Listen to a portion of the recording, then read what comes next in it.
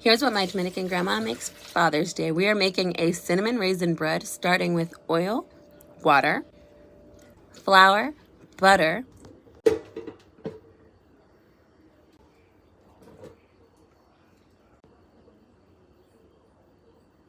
cinnamon, about a tablespoon. We're adding milk powder and yeast. We're going to mix this in our Breville bread maker. We're adding raisins to the top of this so they'll dispense during the mixing process. Once it's done, you can flip it and take it out and serve. This bread is delicious.